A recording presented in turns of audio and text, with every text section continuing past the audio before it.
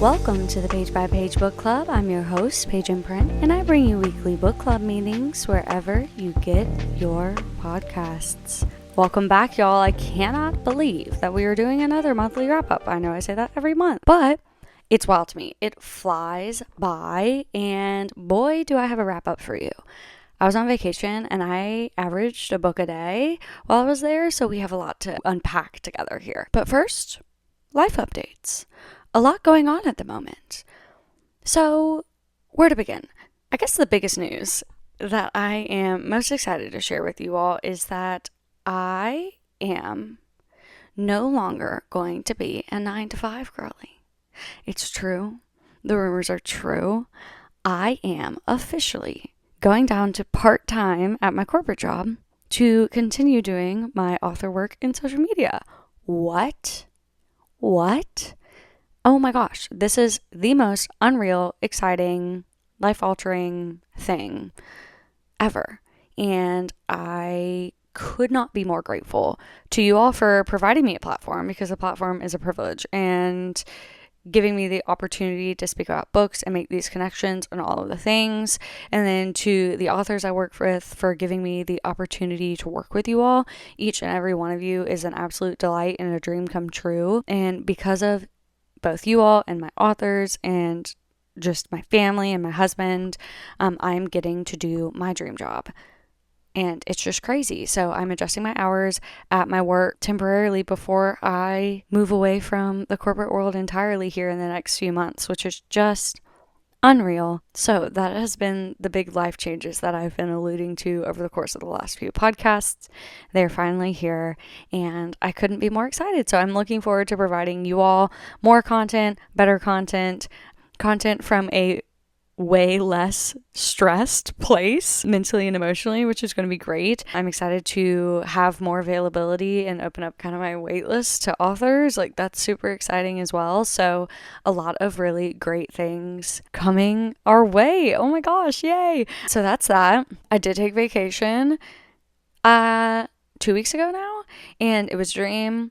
I got all the relaxation I needed. I know we talked about it last episode, but because we're kind of doing a recap, it was so fun to just read. Like, my 80-hour work weeks, I am not counting reading in that, though reading is part of my job, you know? I don't count my time spent reading towards those 80 hours. And it was just like so fun to have unlimited time for a week to just read. It was a dream. Really, really grateful for that. So, and without further ado, shall we get into the books I read? Before we get started, I do want to say, maybe 2 episodes ago, I shared with you all that Paige is an alias. It's my middle name.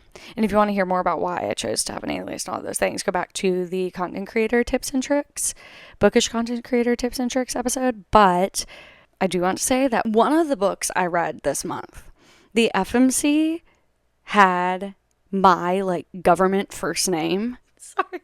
And I listened to it on audio, and it was a wild experience. I don't know why, but listening to a book on audio where the MMC keeps saying my name, I don't know. It was a really weird, odd reading experience. In fact, there's one book out right now that I am dying to read. I've heard nothing but incredible things. However, there's a double whammy. She has my government name. And so I'm like, that's okay. That's probably something I could get over. However, additionally, her nickname, the nickname he has for her, is centric around her name. And it's what my dad calls me. It's a nickname my dad calls me. And I fear I don't think I'm going to be able to do it. Because it's it would be I think it would be a little weird. Anyway, yeah, so that's kind of been a funny thing going on in my world lately. Okay, let's move on. Let's get into what I've read so far this month. I'm actually recording a bit early just with the way the timing of the month has fallen. So with that being said, I'm also going to kind of be making assumptions about what I'm going to read for the rest of the month, because there's still a few days left. So, okay. Last episode, I was 50% through Shield of Sparrows, and I did finish it. I've talked about it on multiple episodes at this point, so I'm going to just leave it at I loved it. It was incredible. I think it's my favorite book of all time. Like, yeah, it's unreal. It's a romantasy. It's very much so the first in a series where there's a lot of, like, when I say world building, I just mean like setting the groundwork and laying the foundation for the rest of the series. But I loved it. I loved every moment of it, and I have no notes. Okay, great. I'm going to move on from that because I know I could talk about it forever and ever. Next, I immersive read Stolen Dreams by Natasha Madison. And this is the fourth book in the Dream series. And I would say the Dream series is probably the most angsty romance series I have read. Like, with true contemporary enemies to lovers. All 4 books in the series are so high angst, and books 1 and 3 are such true, deep, pure contemporary enemies to lovers. Like, there's no two ways about it. Those people hate each other in the beginning, and it's like, that's hard to come by these days. So really have been enjoying this series. This was the 4th installment. It was a she falls first, he falls harder, unexpected single dad workplace romance. It was angsty, it was suspenseful, like, to the point, like, y'all know this, I'm a huge suspense fan. Like, I love suspense. Like, this suspense had my heart racing. Like, I was driving down the road, like, listening to part of it, gripping my steering wheel, like, on a hope and a prayer, because it was intense, but it was good. So, if you're looking for high angst, I highly recommend the Dream series by Natasha Madison. The first book is called Shattered Dreams. So it's Shattered Dreams, Forbidden Dreams, Buried Dreams, Stolen Dreams. That's the series. And high angst, small town romance from Natasha Madison. The audios are great, by the way. And then I went straight into Protect by Paisley Hope, and I did this one immersive as well. I've been on an immersive kick lately because, as we've established multiple times, I do not have an internal monologue. I do not like hear my own voice in my head when I'm reading. I also have aphantasia, so I can't see anything. Anyway, so when I'm reading, sometimes my mind will tend to wander because, yes, I'm still thinking, even though I'm not hearing my own voice in my head. And so sometimes my mind will wander because, like, I'm not hearing my own voice saying the words in the head. I'm also not watching a movie play out. So when I'm immersive, where I can, like, listen and eyeball at the same time, it just kind of keeps me locked in. Okay. Protect. Second chance. Hotshot firefighter. Single mom. Swoon. Oh my God. I really liked it. I really liked it. And so they dated in high school, and he was like the super popular rugby player in their town, and she was his best friend's sister. And they ended up being paired together on a school project and ended up falling for each other. Mainly, like, he fell for her and pursued her pretty heavily, and then ultimately ended up having to break things off due to, like, a circumstance. Like, something happened, but he never told her what that was. And so she's very much so resented him for a very long time due to him doing that. And so she moves back to town after divorcing her husband and is trying to start fresh and runs into him. And he's like, this is my second chance. This is my opportunity. And he goes hard. And mind you, she lost her brother, who was a hotshot firefighter. He passed in the line of duty. And so there's a lot of trauma for her surrounding that career path. And she is a burn unit nurse, kind of to honor his memory. And he gets brought into the burn unit after being burned in the line of duty.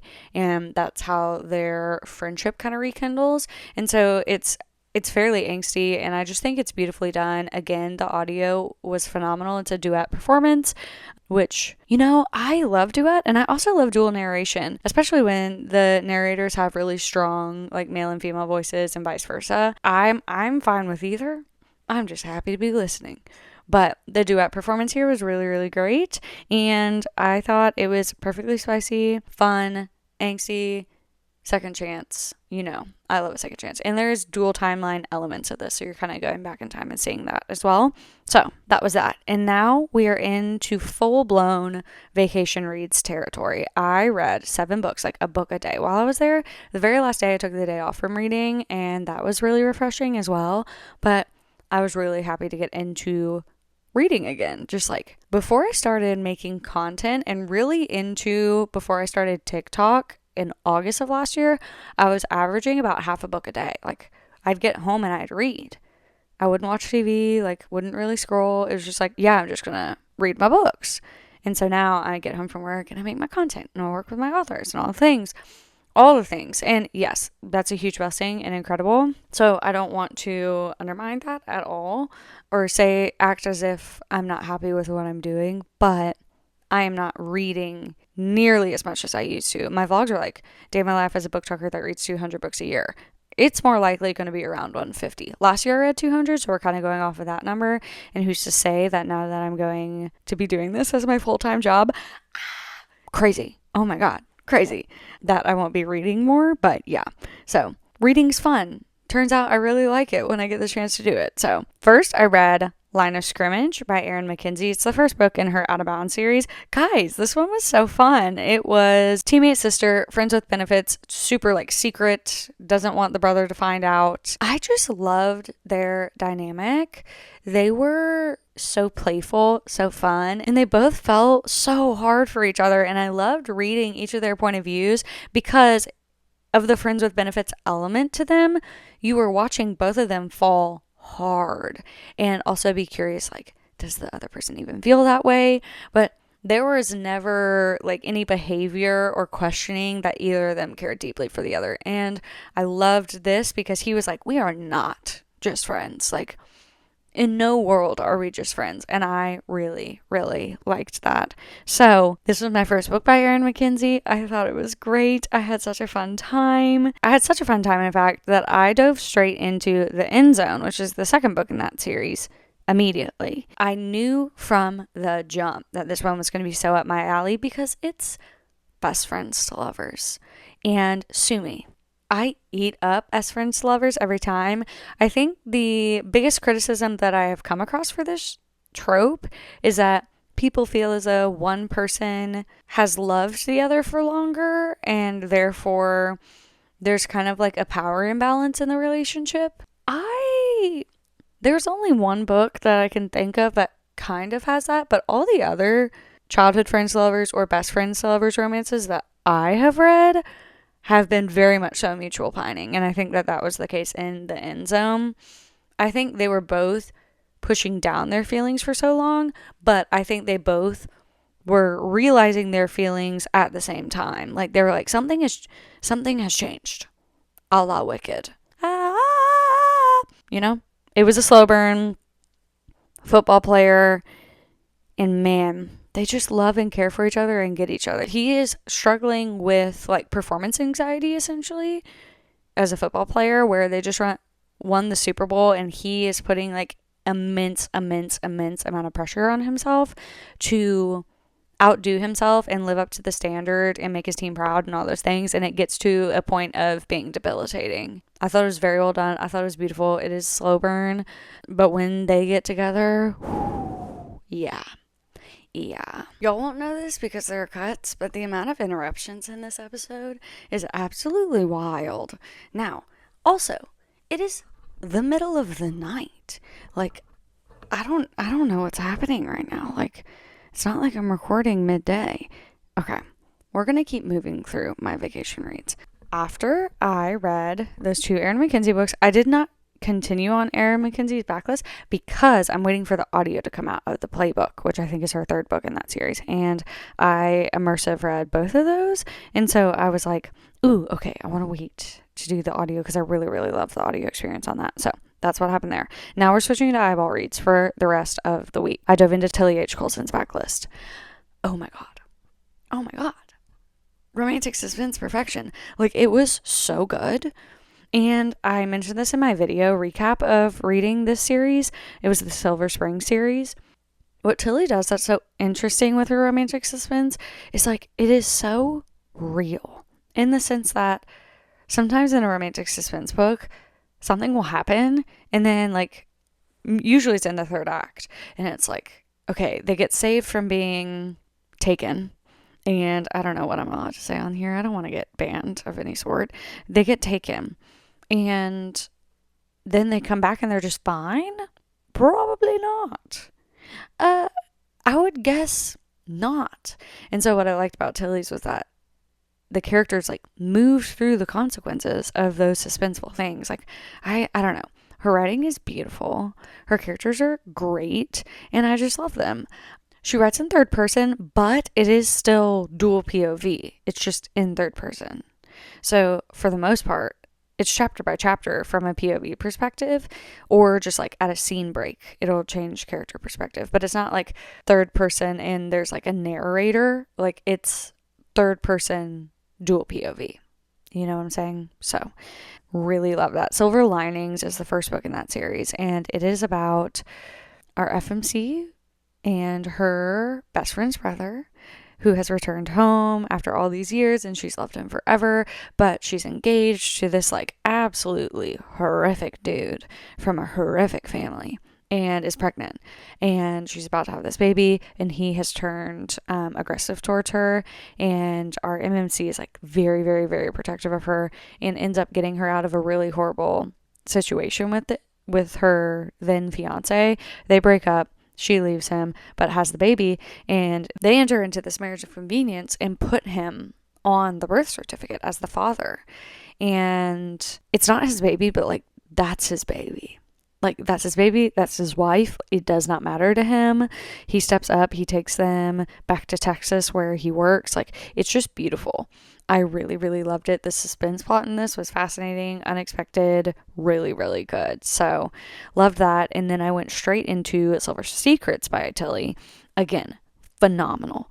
Romantic suspense. All the guys in these books are former Navy SEALs turned like security specialists, and they own this security company. It actually ties into her last series. So just read Tilly Colson is kind of what I'm saying. But Silver Secrets is about the MMC who works at the security place and the FMC who's a psychiatrist next door to the security place. And they've kind of formed an unlikely friendship because they're both volunteering at the animal shelter together.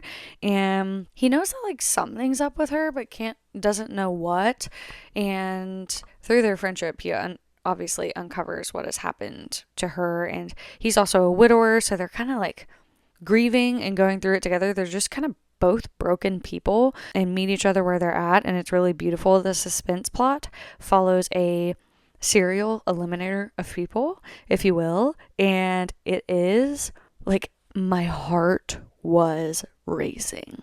My heart was racing. My heart was racing. My heart was racing. Like, it was just really well done. And again, just so real with her reaction and to the consequences.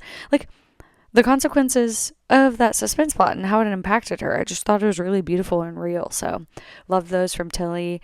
And I'm so excited for the next book. As always with any book, especially suspense, just keep in mind to just double check the content warnings and make sure everything is good to go there, because there are some heavy topics. Really, I mean, if there are content warnings, I would check them. I know some people perceive them as spoilers. I used to not for that reason. However, twice recently I've read something that like really had me taken aback, and it could have been avoided if I would have read the content warnings. So I don't know. Speaking from personal experience. Also, while I was on vacation, I wrapped up my beta read of Coach Me by Molly Goins. I'm not going to say too much on that, but I will say, holy grumpy sunshine, holy single dad nanny. I'm obsessed with this book. I'm obsessed with it. Molly has outdone herself. All I want to do is talk about it, but more to come for sure. I'm going to do a reread around arc time, so fear not. We will be talking more on Coach Me. And then, okay, I skipped over this because I logged it later. Guys, next week, I'm having Victoria Wilder on the podcast. Yeah, it's happening. Like, as in the Victoria Wilder, as in Victoria Wilder. I am over the moon, so excited. And we recorded this a few weeks ago, and she gave me the incredible opportunity to read Bourbon and Proof before I interviewed her, and I'm blushing so hard already. Like, guys, oh my god, Ace and Hadley, it's everything you thought it was going to be and more. And man, I just loved both of their characters. I really did.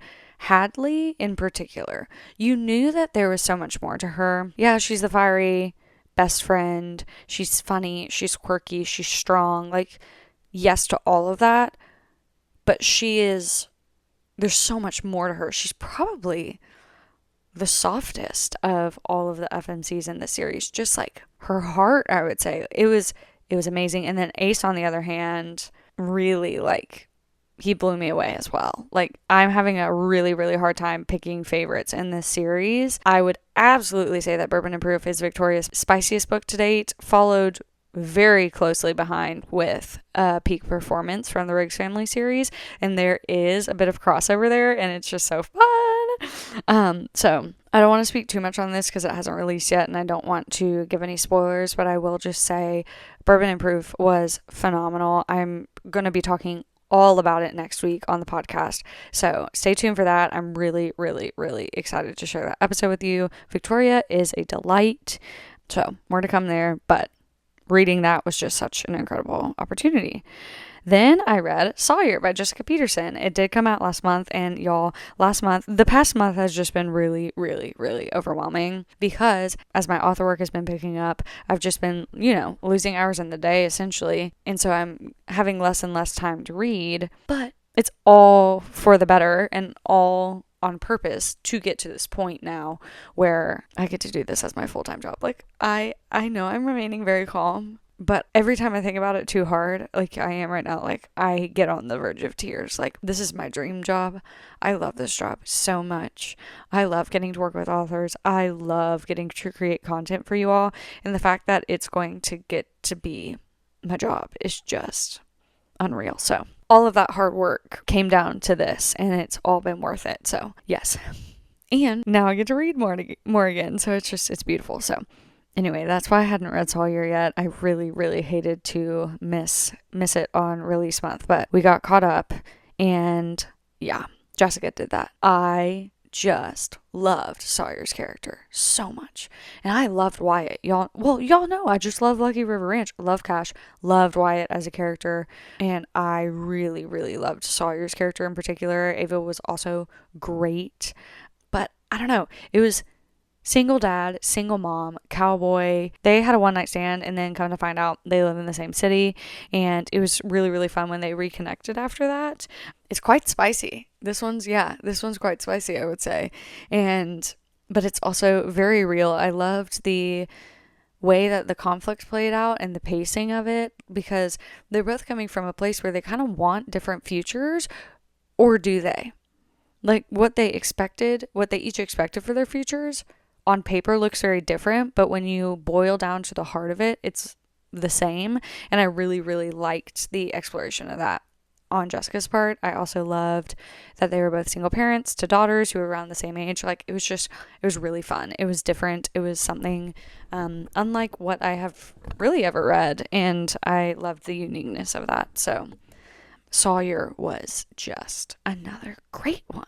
Then I read Replay by L.A. Shaw. This is another second chance romance, and this one was so high angst.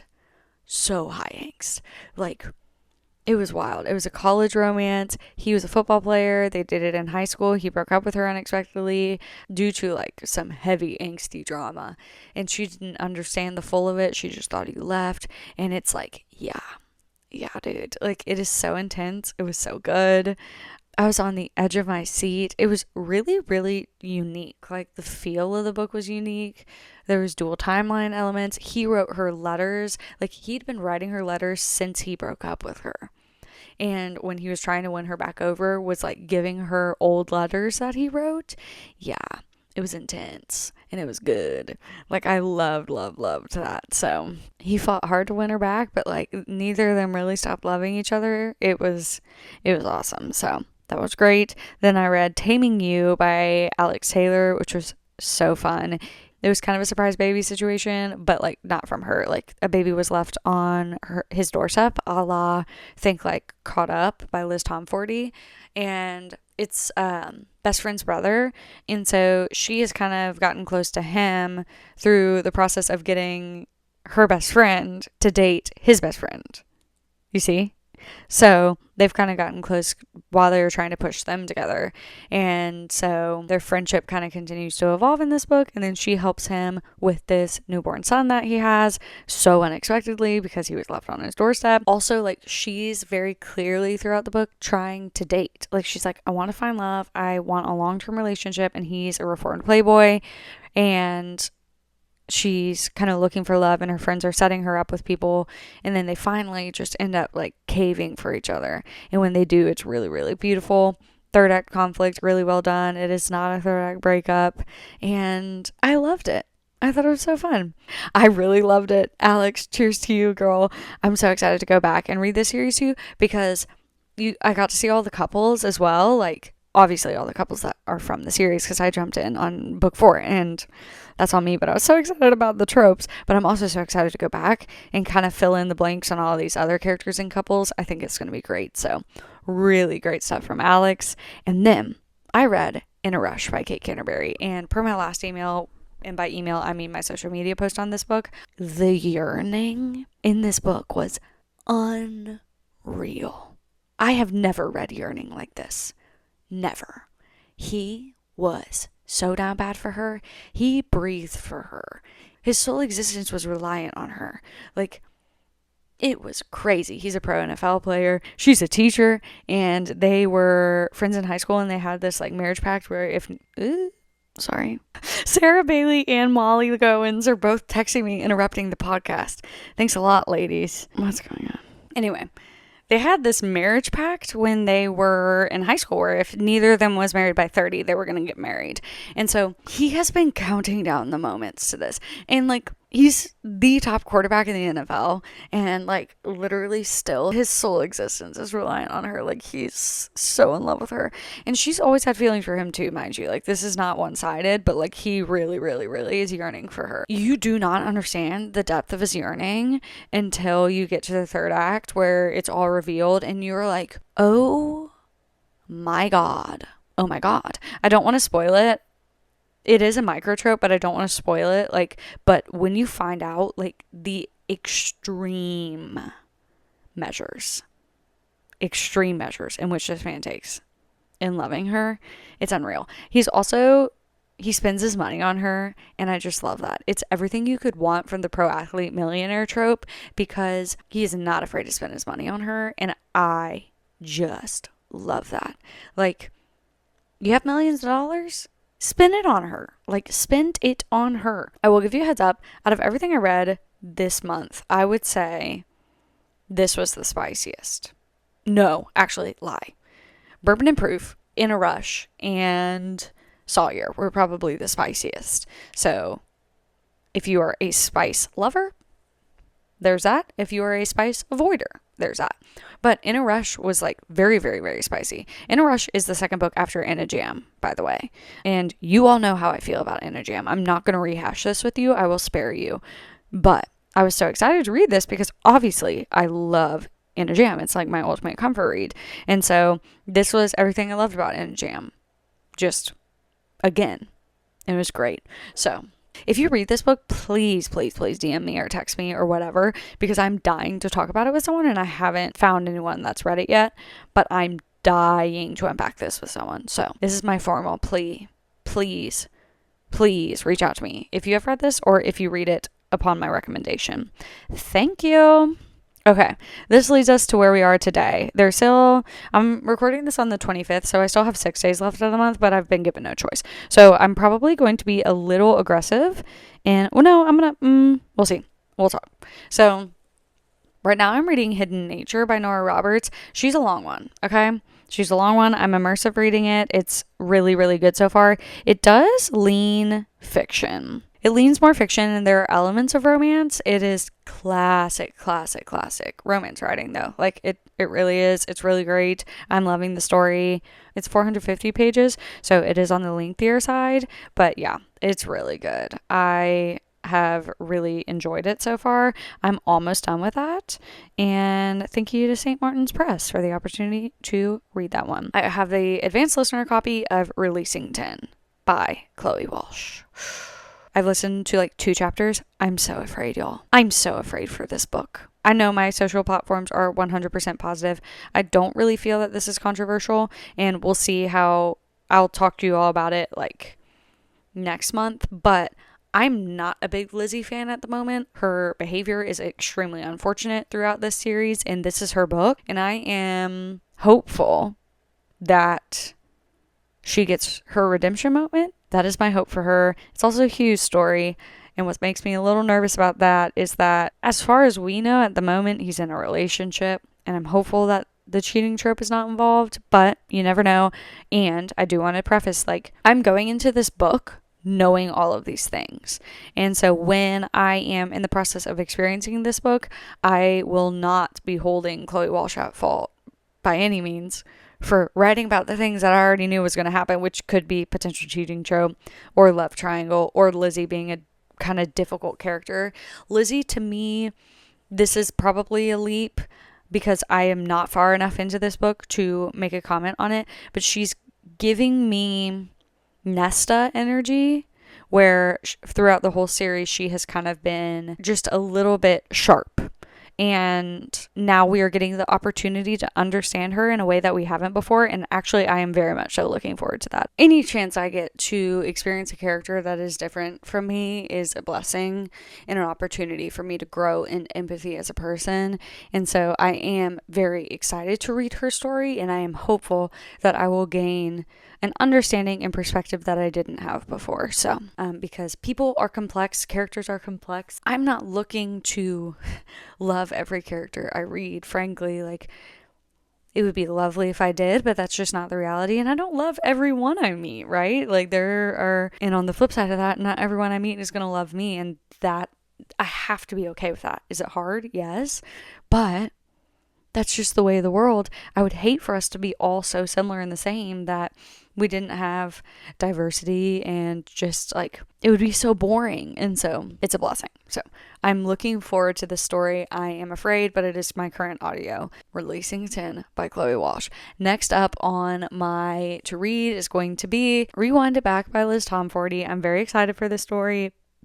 I'm not in a major rush necessarily to read it. I'm very excited about it, but I don't feel like a sense of FOMO really. I'm just like, I'm very sad that this world is going to come to an end, but I'm also so excited to read Rio's story, so I think that that's going to be great. I'm also going to be reading Spurred On by Elle Jordan, a bull rider romance, and that's going to be super fun, I think. You know I love a bull rider. You know I love a cowboy. You know I love a southern gentleman. So I'm excited to dive into that one.